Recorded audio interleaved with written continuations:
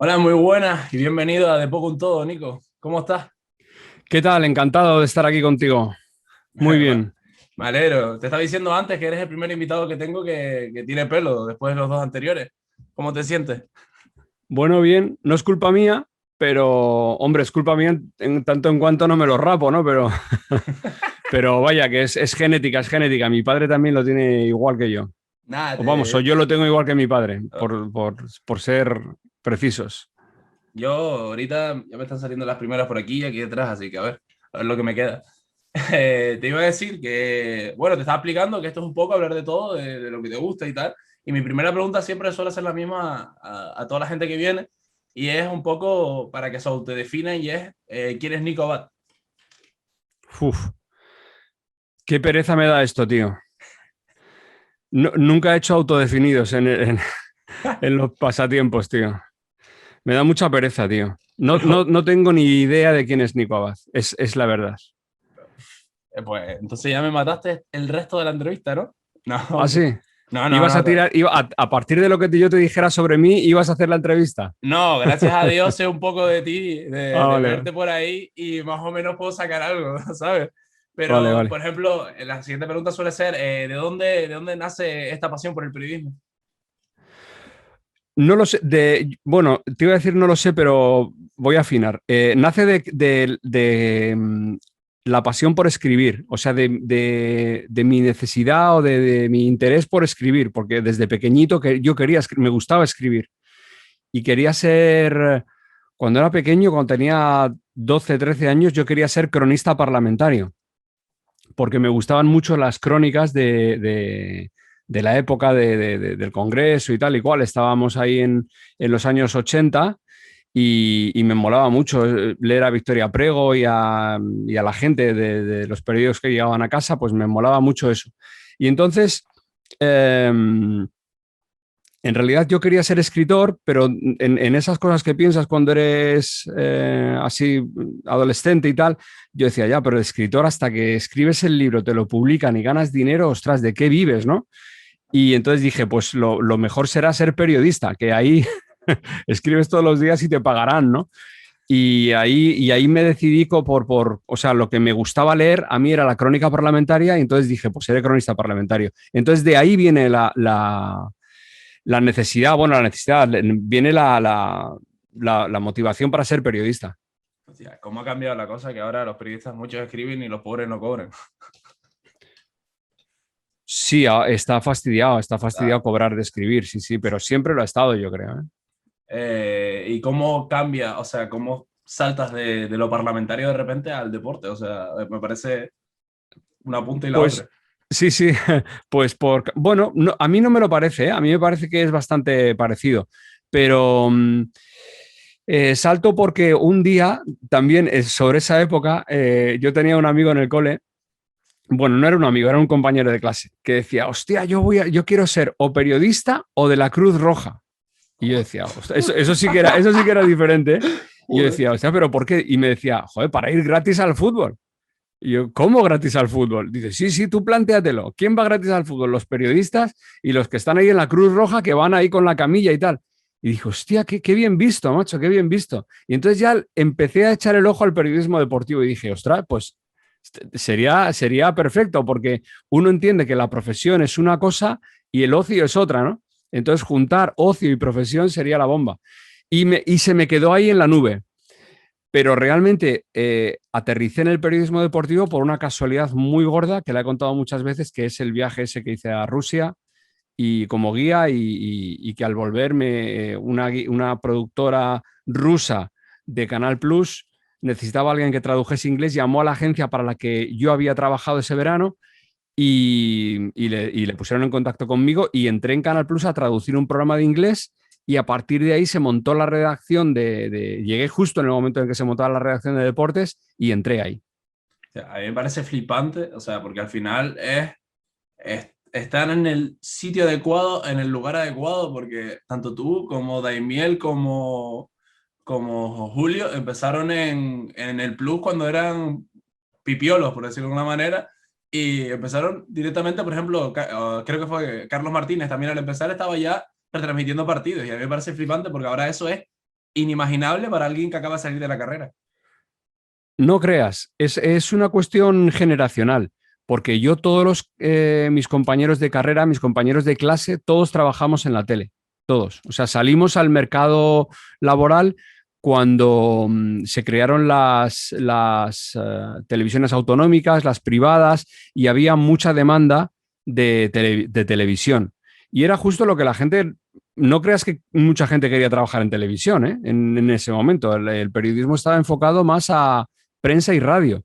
Y la tele era como, la tele, ¿esto qué es la tele? No se sabía muy bien.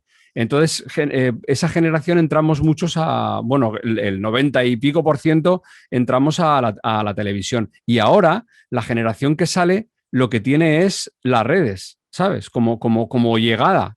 El modelo económico es otro, no hay nadie que te pague de primeras por trabajar, pero tienes tu sitio en las redes. Tu llegada generacional en este momento es a las redes.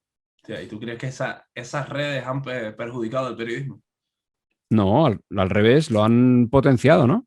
Es Hay que más sitios donde hacer periodismo. hay más sitios, pero a la vez también hay más sitios donde colar fake news y demás. O sea, es un poco Bueno, contraproducente. escúchame, como si antes no te colas en fake news, ¿sabes?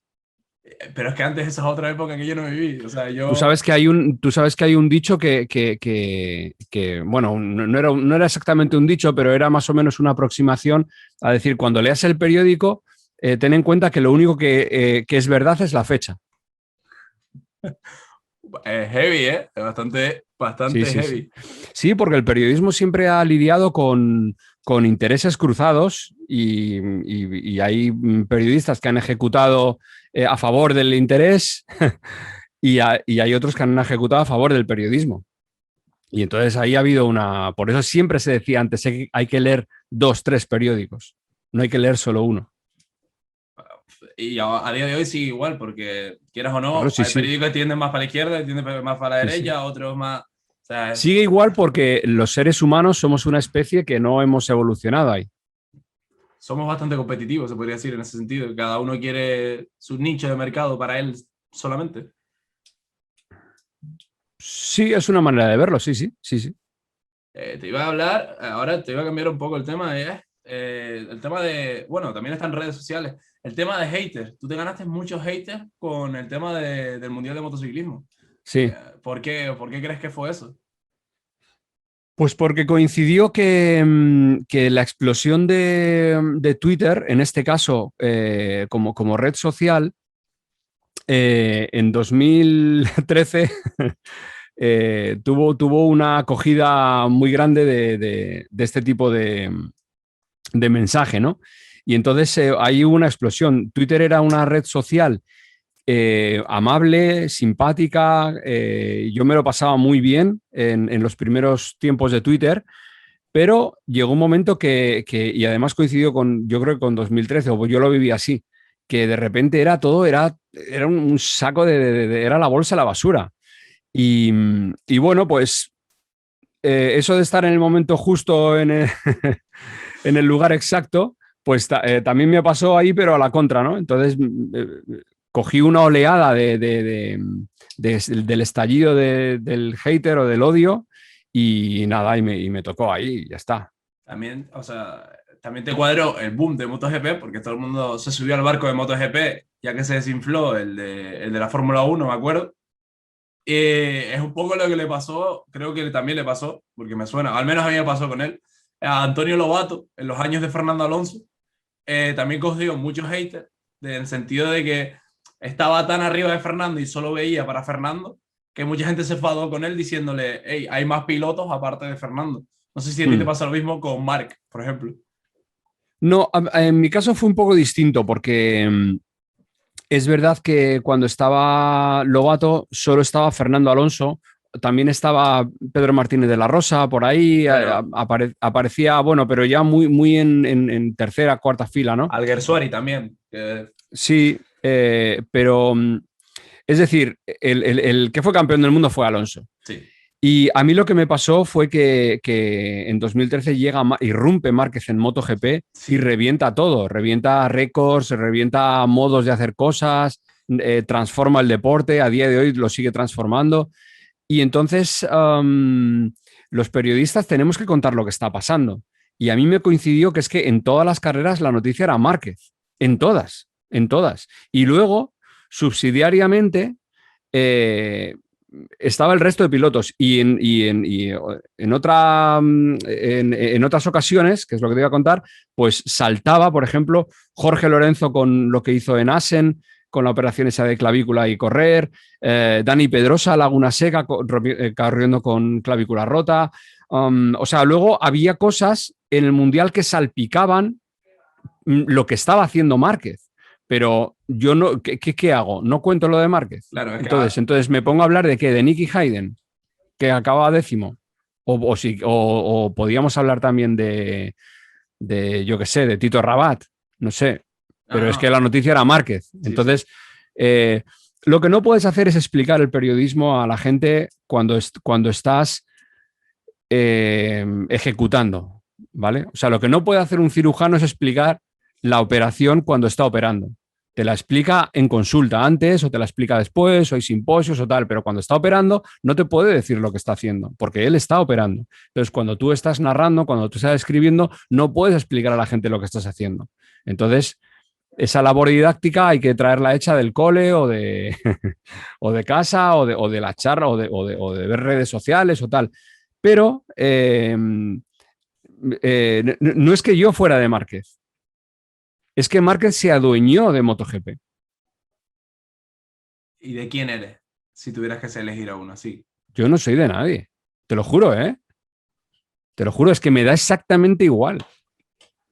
Joder. Pues, Nico, te tengo que decir una cosa, que es que acabo de flipar muchísimo con todo esto porque también es que coincide de que Márquez hunde a mi piloto favorito, que es Jorge Lorenzo.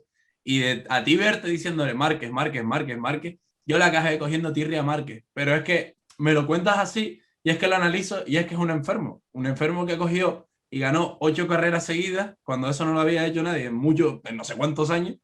Ganó Y al 9. final, 9. Es que, ¿y qué haces? No lo cuentas. Y me acabo de quedar, ¿qué te digo?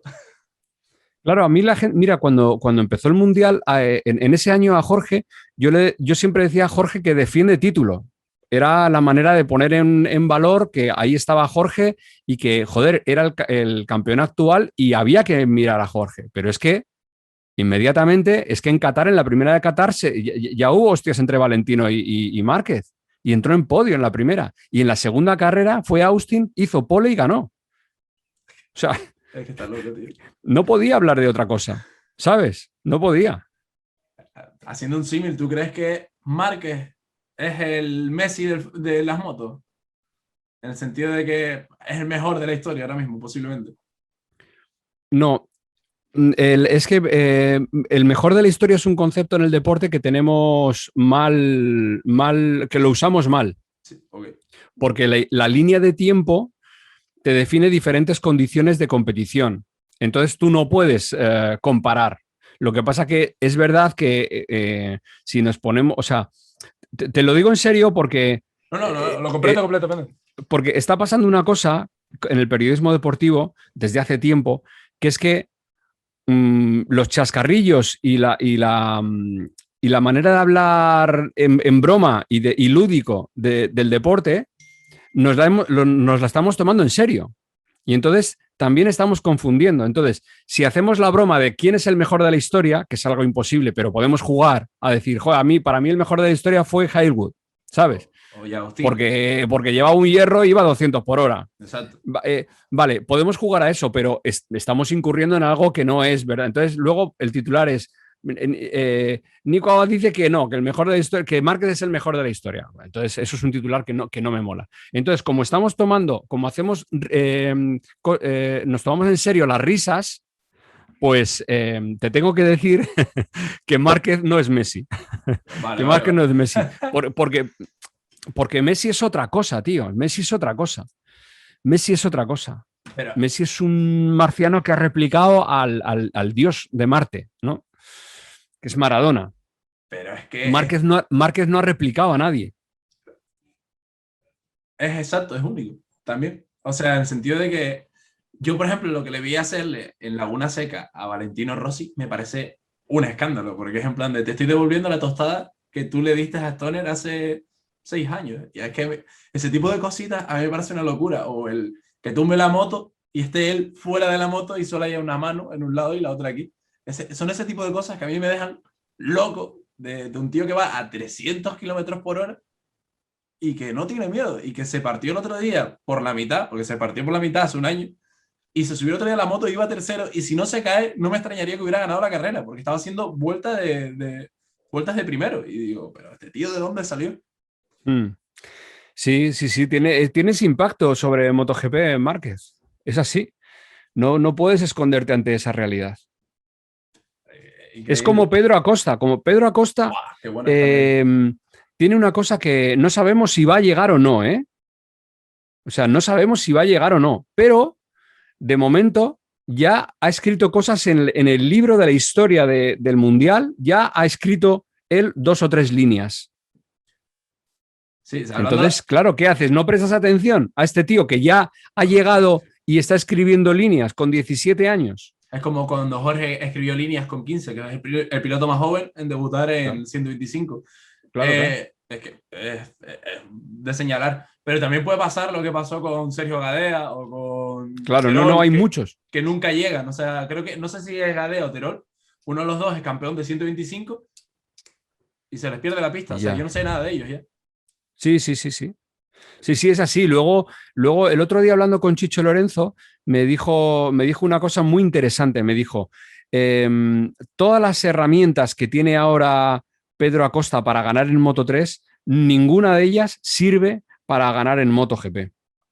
Es decir, el piloto tiene una evolución y tiene que ir um, cumpliendo una serie de pasos y a partir de ahí se ve si llega o no. Entonces, digamos que en los primeros peldaños de evolución, Pedro Acosta está perfecto, está muy por encima en el percentil, como se Sí, hace sí, en los sí. niños pequeños, está muy por encima del percentil. Vale, ok, pero eso no significa que vaya a llegar. Y yo, por ejemplo, en mi caso, yo pensé que Tito no llegaba a MotoGP. Y ahora que está en Ya. MotoGP, como que le falta algo. Es igual, me pasa igual con los hermanos Espargaro. Yo soy, no soy, me gusta más Aleix. Sé que Paul es el que es campeón del mundo, pero a mí, por ejemplo, siento que Aleix tiene ese puntito más por encima de Paul y nunca le han dado la oportunidad. Solo se la dio Suzuki y aquello es para olvidar. Y, y no sé, es como que falta algo en algunos pilotos que llegan a la categoría y a veces no entiendo el por qué. Otro de lo que pienso es Mark. Mark no, Alex. El problema de Alex es que se tiende a comparar con Mark y es donde sale perdiendo por completo, porque Alex no es Mark, ni lo va a ser, porque es imposible. Y no sé qué opinas tú sobre las comparaciones o ese tipo de cosas en el Mundial. Ocurre en todos los deportes. Tu posición en el global de la competición solo puede ser una posición y ahí, según el sitio que cojas, estás mejor o peor. Hay muchas carreras deportivas que dices, joder, si este tío hubiese jugado en tal equipo, si este tío hubiese estado en Lakers, si este tío hubiese estado en tal, claro, habría sido otra cosa, pero es que estuvo toda la carrera en Memphis, tío. Entonces allí es un ídolo, pero no sabíamos, o sea, no podemos saber qué hubiera pasado. ¿Por qué no fue a Lakers? Porque es que tenían 3 pivots y eso estaba totalmente tapado para él. Entonces no accedió a ese tramo de la competición, pero era muy bueno. Entonces esto pasa con mucha gente y pasa, por supuesto, en las motos, que hay 24 tíos, hay 24 motos y ya sabemos que hay 6 motos buenas, 4 motos buenas. Vale, entonces, claro, ¿quién accede a esas motos? La rotación. Bueno, en MotoGP es bastante, digamos que la rotación es bastante continua, porque ahí te bajan con bastante tal, no te admiten una regularidad de. Tal vez el mérito de la carrera deportiva de Aleix Espargaró sea que sin haber tenido nunca una moto ganadora, lleve 11 años ahí, Lleva 11 ¿sabes? años en MotoGP, Lleva, sí, sí, puede ser que lleve. No, o sea, no, pero no sé cuántos en la lleva. Lo Reina lleva. miramos, ¿eh? Lo miramos, ¿eh? A mí me parece una locura. O sea, En el yo Mundial lleva, o no sé si, eh, igual es en el Mundial, en ¿eh? el A ver. Mundial sí me suena que puede llevar 11 pues, fácilmente además, pero a mí en MotoGP me sorprende mucho, ¿eh? Porque han pasado muchos pilotos y por menos lo han echado, ¿eh? No, pero Aleix se ha mantenido. Aleix estuvo Ha estado, con los italianos, con la CRT, en el Mundial CRT, fue campeón del mundo, o sea que, ojo, ¿Y cuándo empezaste a ver motos tú, Nico? O sea, ¿cuándo No, yo motos las veía cuando las ponía Televisión Española y era pequeño. Lo que pasa que yo empecé a trabajar con 19 años en Canal Plus, con 20 años, perdón, en Canal Plus, en el 90 y del 90 al 2012, todos los domingos está en un campo de fútbol, entonces no he podido ver las motos. ¿Y por qué te decantas más? Ahora mismo, ¿qué elegirías? ¿La última carrera del Mundial, jugándosela todo, los dos pilotos, o un Madrid-Barça la última jornada, jugándoselo todo Madrid-Barça? No, yo ahora mismo elijo cualquier carrera de MotoGP por delante de cualquier partido de fútbol. Yo cuando se lo Ah, intento contar a mis amigos no lo entienden, por ejemplo. Opino igual. no, tío, es que en una carrera de MotoGP se pueden matar 24 tíos y 24 tíos que están poniendo en riesgo su vida. Sí, sí, es una locura. Y en el fútbol no pone en riesgo la vida a nadie. Entonces hay una diferencia comparativa tremenda. O sea, tú, por ejemplo, narras uno de los momentos de la década de MotoGP, que es la patada de Valentino. Patada, porque a día de hoy no se sabe, porque nunca se sacó la telemetría, de Valentino sobre Márquez. ¿Cómo viviste eso en cabina? ¿Qué pensaste realmente? Fue muy complicado. Esto fue lo que pensé. Solo tengo que decir lo que yo vea de verdad. O sea, vamos a esperar todas las imágenes que nos ponga MotoGP, la realización, y a partir de lo que veamos, de lo que vayamos viendo, contamos bueno, a ver, contamos lo que vemos. Esta era la clave. Entonces, no voy a especular con nada. Solo voy a contar lo que veo. Y me puse en ese código. Y yo nunca he visto una patada. Yo, a ver, es que esto es un tema que es muy, muy extraño, muy controvertido. Es que yo no sé realmente hasta qué punto ese desplazamiento con la pierna puede tirar un piloto. Mira, Aleix Espargaró llegó en 2009 a MotoGP. Joder, joder, qué locura. ¿Cuánto tiempo lleva? 11 años. 11 años. Ahí lo llevas. 12 con este, creo, ¿no? Sí, Ahí 12. lo llevas. Ahí lo llevas, Antonio David. Antonio David Flores, o sea, y no eras la de veces que me han insultado por Twitter por este nombre. Ah, sí, ¿has pillado tú también? Sí, sí, sí, he pillado. Y lo peor es que no sé el por qué, o sea, sí sé el por qué, pero no, encima no tengo nada que ver. Has pillado, sí, tío. Hay una muy buena en Twitter también, pero no recuerdo, bueno, pero es de este palo, ¿no? Es un tío que se llama Dani Martín y cada vez que saca disco el del Canto del Loco, él pilla. No, Y es que no soy el cantante, joder, que no soy el cantante. a mí me gustaría que vieras los audios que me han llegado por Instagram de un señor cantándome y diciéndome que es cantautor y que le presente a mi manager para que le dé trabajo. Y es un Madre señor mía. de tal vez 50 años, y digo, pero señor, usted no es capaz de ver las fotos, a ver si de verdad soy el Antonio David que usted dice. Y me paso el Sí, sí. día evitando gente así. Es Esto horrible. pasa. Esto pasa, tío. Sí, sí, Bueno, sí. perdona, que me he pirado de tu tema. No me acuerdo ni qué te estaba diciendo. Si tú te acuerdas, más es un favorito.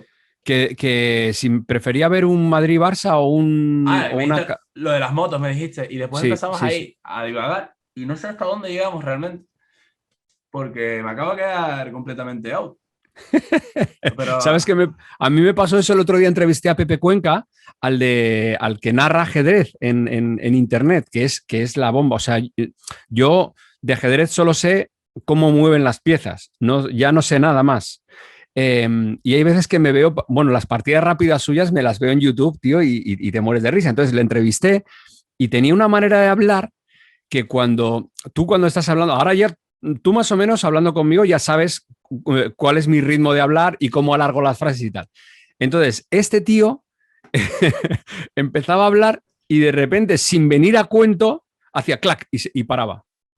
Y yo, claro, tú le estás escuchando para la siguiente pregunta y de repente estás pensando qué le vas a preguntar con respecto a lo que te está diciendo antes de pasar a la tuya siguiente y de repente, clac, paraba y decía, hostia, ha parado. Entonces, Yo entraba en cortocircuito, pero muchas veces en la entrevista. Nunca me ha pasado con nadie, pero con este me pasaba y se lo dije. Le dije, tío, estoy cortocircuitando contigo porque me paras las frases, pero ¿tú cómo hablas? Y se partía de risa, tío.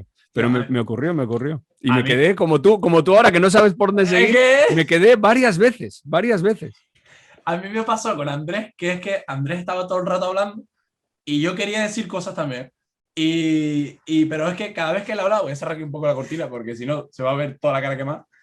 Ah, me pasaba con Andrés que él hablaba y decía tantas cosas que yo quería decir tantas cosas que decía, por favor, déjame meter lo mío. Y a veces lo pisaba y lo pisaba y él me pisaba a mí y digo, pero esto es un desastre por completo. Y al final quedó muy guapo el tema.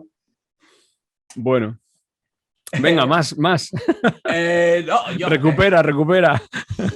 es que me mataste porque yo estaba hablándote de moto Sí. y ahí me lié bastante porque empezamos a hablar de lo mío, de lo de Antonio B. Flores, así que te voy a cambiar de un tema completamente. ¿Qué prefieres ahora mismo que estás metido en Twitch? ¿Dedicarte a esto profesionalmente o seguir con la televisión como has estado hasta ahora? La parte buena de la tele es que a mí siempre me han pagado muy bien en la tele. Pero en Twitch me estoy divirtiendo muchísimo, muchísimo. Tanto como en la tele. De otra manera, es otra manera, pero lo que más he hecho en menos de la tele es el trabajo en equipo. Esto sí, porque la tele es un medio en el que es, o sea, no puedes hacer las cosas solo. Nadie puede hacer las cosas solo. Es la suma de muchos eslabones que lleva finalmente a que haya una emisión, ¿no? Entonces, enseguida entiendes que tú eres una pieza dentro de todo eso y trabajas en equipo. Con lo cual, hay muchas cosas que desconoces por delegación. Y en Twitch ahora, pues me toca hacer de productor, realizador, redactor, presentador. O sea, me toca hacer como 5 funciones que antes las tenía compañeros haciéndolo. ¿Qué ocurre con esto? Que la parte buena es que hago lo que me da la gana, hasta donde yo puedo. La parte no buena es que no, o sea, el producto final no tiene varias fuentes de alimentación, ¿vale? Solo es la mía. Entonces, hasta donde yo pueda. Eso es lo que es Twitch. Sin embargo, en la tele es la suma de mucha gente con mucho talento en diversas posiciones. Y al final acabas sacando una cosa muy, muy chula, ¿no? Entonces, bueno, atendiendo a tu pregunta, la verdad es que he hecho off con la tele. He hecho off con la tele porque el negocio no está ya ahí, para mí. No, ya me han dejado claro que no me quieren y entonces he hecho off con la tele y entonces estoy a full en Twitch, con lo cual la tele ya ni me lo planteo. Yo, por ejemplo, mi pasión realmente es el tema de la radio, tío, porque Mm. considero que en la radio se conserva el anonimato facial, por lo general. O sea, es normal que la gente, a Pepa Bueno, si lo ves por la calle, sabes quién es, pero es más fácil reconocerte a ti, que llevas toda la vida en la tele, que a Pepa Bueno por la calle, posiblemente. Mm. Y a mí me gusta eso, me gusta mucho la radio y siempre me he encantado por la radio y he hecho un par de proyectos y todos relacionados con que al final acabe todo en formato podcast. Que no sé si tú tienes algún podcast o estás preparando algún podcast o tienes algo por ahí. Empecé a hacer uno um, eh, que consistía solamente en subir los audios de las entrevistas, de los directos que hacía en Instagram. Pero es que me coge toda la energía, me la coge Twitch. Entonces no puedo hacer ya podcast. A mí, yo intenté lo de Twitch, pero, o sea, posiblemente esto lo lleve algún día a Twitch cuando empiece a tener más visitas, porque ahora creo que es un poco absurdo, o no sé qué opinas tú, en el sentido de que me verán 2, 3 personas mientras retransmito y creo que ahí pierdo el tiempo. Y por eso lo hago así, o sea, primero grabo con Zoom y después lo subo. No sé qué opinas, si te parece correcto o es mejor que lo empieces a subir ya a Twitch. Eh, ¿Tú es que estás metido ahí? O sea, claro, todo depende de la capacidad que tú tengas y de donde te sientas más cómodo al final. si te sientes más cómodo grabando y editando y subiendo, pues Twitch no es tu sitio, porque Twitch es directo, ¿no? Pero si lo que te gusta, o sea, que no sé, que cada uno tiene su sitio. A mí me parece bien todo, me parece bien todo y me parece bien cualquier modelo porque todo tiene que partir. Lo que es clave es que estés a gusto con lo que haces. ¿Sabes? Si estás a disgustos y estás a contrapié, no vas a hacerlo, vas a acabar por dejarlo, porque no te pagan. No, La pero, gente, la gente sigue en los trabajos a disgusto porque le están pagando, pero aquí no te pagan. pero no es lo Aquí, mismo, no es lo mismo trabajar para alguien que trabajar para ti, aunque no te paguen. O sea, no sé, es lo que yo pienso. A mí me... no, no, claro, claro que no es lo mismo. Exacto, es que yo prefiero trabajar para mí, como estoy haciendo ahora mismo, estoy trabajando para mí y estudiando. Si esto me da comida algún día, ojalá. No quiero que lo haga, realmente esto lo hago por pasión, porque me gusta esto. Pero si me da algún día de comer, bienvenido sea. Esto más bien lo hago para coger rodaje el día de mañana, presentarme en algún lado y digo, mira, tengo 3 programas de podcast que he hecho en mis 4 años de carrera. Aquí los tienes, tengo este rodaje. Realmente lo hago por eso y porque me gusta además, porque amo el formato podcast, me parece increíble. Voy al gimnasio, estoy escuchando podcast. Camino solo por la calle, estoy escuchando podcast. Cuando se me acaban los podcasts, me da rabia y me pongo los podcasts que yo me había escuchado. Tengo el orden mundial quemado, tengo Coppola quemado, tengo Campo Atrás quemadísimo. No paro, tío. Es una cosa que es obsesiva ya. Pues haces bien, claro. Te voy a hacer otra pregunta más y es la opinión que tiene Nico Abad sobre el tema de que los deportistas estén decidiéndose por hacer entrevistas con streamers antes que con los propios periodistas. Pues mira, a mí me parece, o sea, no me parece ni bien ni mal, sino que a mí lo que me parece es normal que alguien llame a otra persona para hablar y hablen. No entiendo cuál es el problema. No entiendo cuál es el problema. A mí el problema para el periodismo, me parecería que ayer, que se sabe que Sergio Ramos no va a la Eurocopa, Sergio Ramos coja y hable con Ibai. Ahí sí tendríamos un problema, porque dirías, joder, hostia, va a hablar con Ibai de este asunto, que es un asunto profesional, que, joder, que hay como unos vehículos para hablar de todo esto, que es la prensa tradicional o la prensa deportiva, y ahora pega este bandazo, ¿no? Ahí me preocuparía.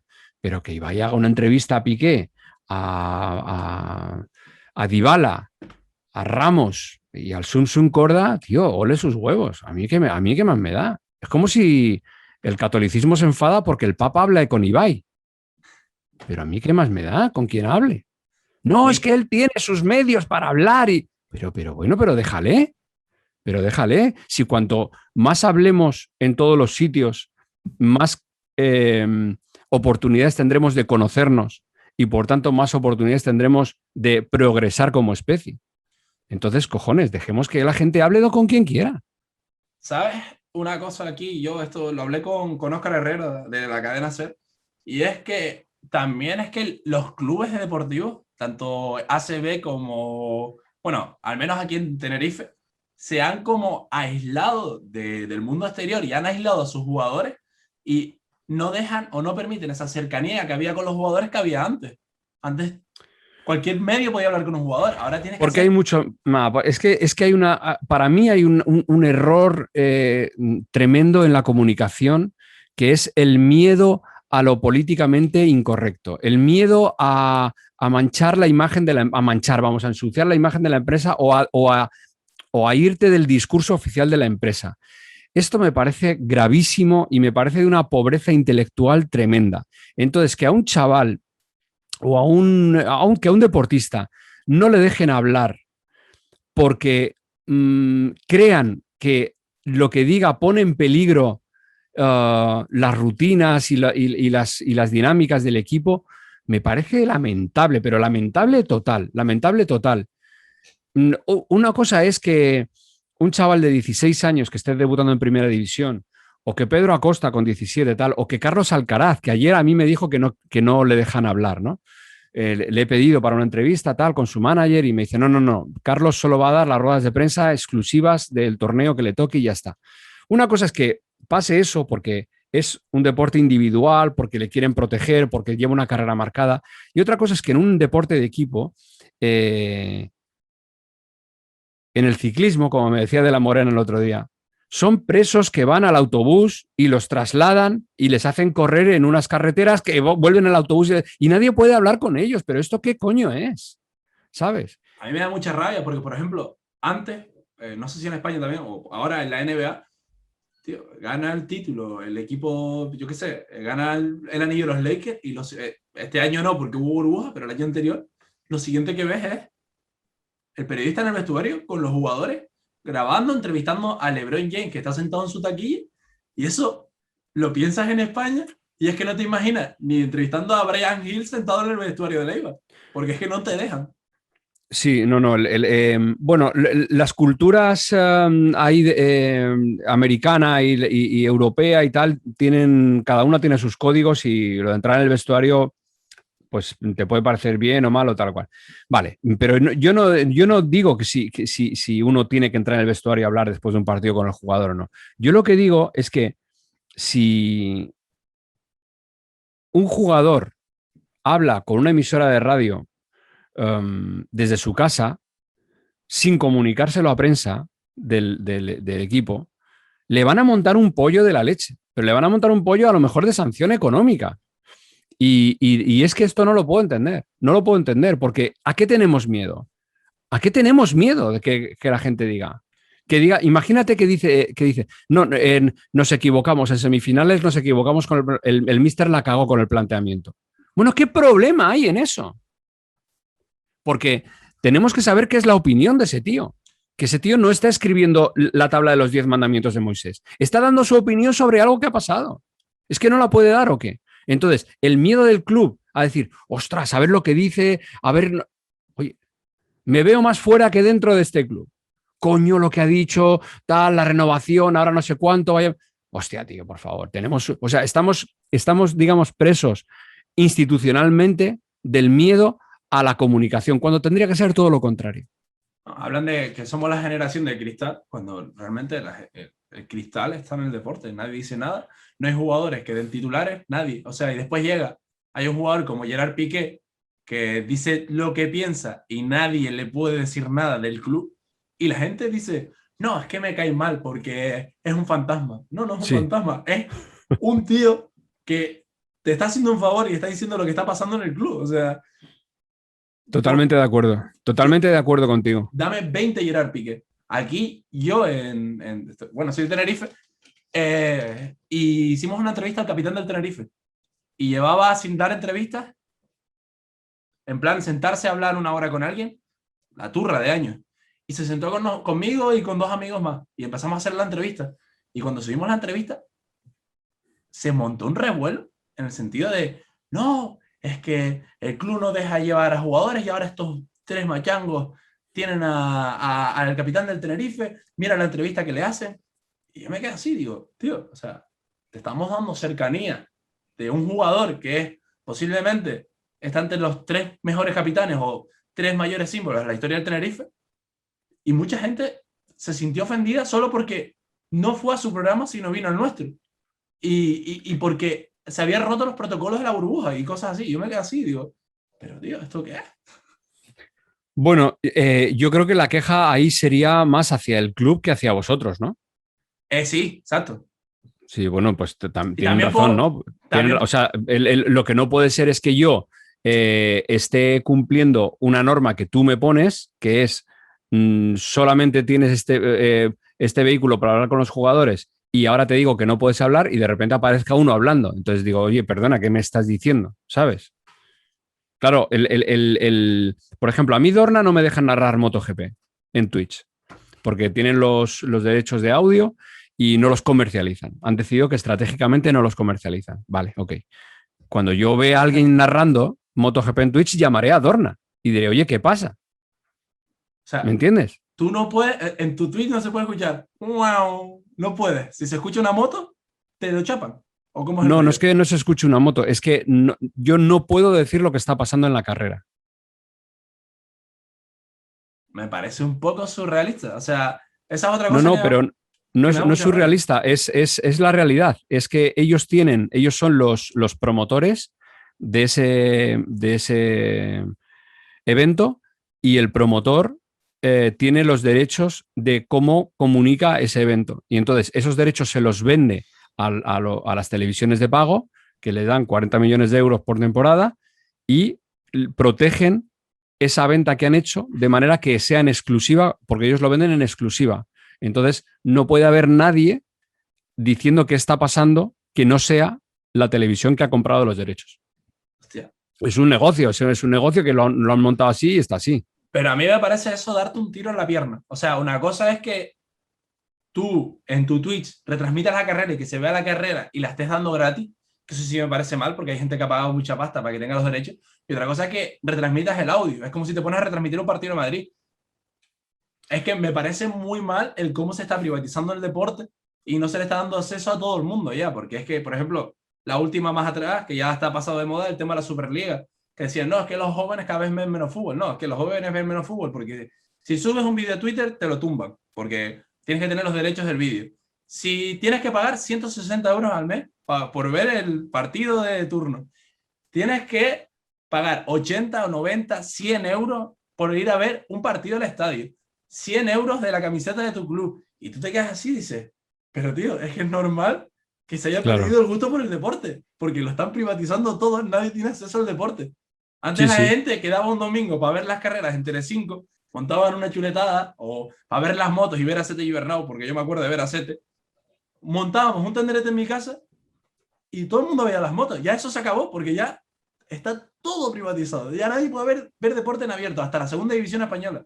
Y dicen, Sí, no, es sí. que la juventud se aleja. No, no, la están alejando las empresas. Correcto. Es que, no sé. Nada, ya para acabar, te iba a hacer, siempre le hago la misma pregunta a todo el mundo y es que me des una recomendación de un libro o una película o un podcast, lo que tú prefieras que tú estés escuchando, una serie, y para dejarlo al final, siempre se la pido a todo el mundo. Leeros Un hombre bajo el agua de Juan Magil. Y cuando hayáis leído ese, tendréis la necesidad de leer el último que ha sacado, que se llama Trigo Limpio. Una sinopsis de qué va. Mm, son. Tienes miedo a hacer spoiler. No, claro, es que sin hacer spoiler es jodido. No, pero es un tío que, mira, acaba de ganar un premio de literatura que es el Biblioteca Breve de Seix Barral, cuyas bases son que se le da el premio a aquel que avance en la narrativa en lengua española. Es decir, aquel que aporte algo a la narrativa. Y entonces cuando te lo dan es porque no solamente la historia es buena o te gusta o no te gusta, sino que tu estilo de cómo escribes y cómo cuentas las cosas está haciendo avanzar la literatura. Y este tío tiene ese premio. Se llama Juan Magil. El libro era, para repetirlo la última vez. Y el libro, el último, el que por el que le han dado el premio es Trigo Limpio, pero la génesis de Trigo Limpio está en Un hombre bajo el agua. Yo, al que me quiero comprar ahora, que seguramente lo acabaré recomendando a alguien, es el que escribió hace poco Moja de Yerú. No sé si sabes cuál es. No. Te lo voy a tener que buscar. Pero es. Ah, ¿qué hace un negro como tú en un sitio como este? Que es un chico que es de Huesca, de familia africana, y narra los microrracismos que hay en España y sus vivencias personales. Le dieron el premio a persona influyente del 2020. Qué bueno. Pues esto es todo, Nico. Muchas gracias por pasarte, tío, y espero que te haya gustado. Sí, hombre, sí, sí, muy interesante la charla, hablar contigo. ¿Qué curso estás estudiando tú? Estoy en tercero. En tercero de periodismo. Te queda uno y el Y trabajo a fin de grado. sí, lo tengo todo en mente y a ver si tengo suerte. Venga, pues nada. Más que suerte, trabajo. No, no. Sí, exacto. No digas a ver si tengo suerte, di a ver si tengo trabajo. Ay, Dios, qué triste me parece todo.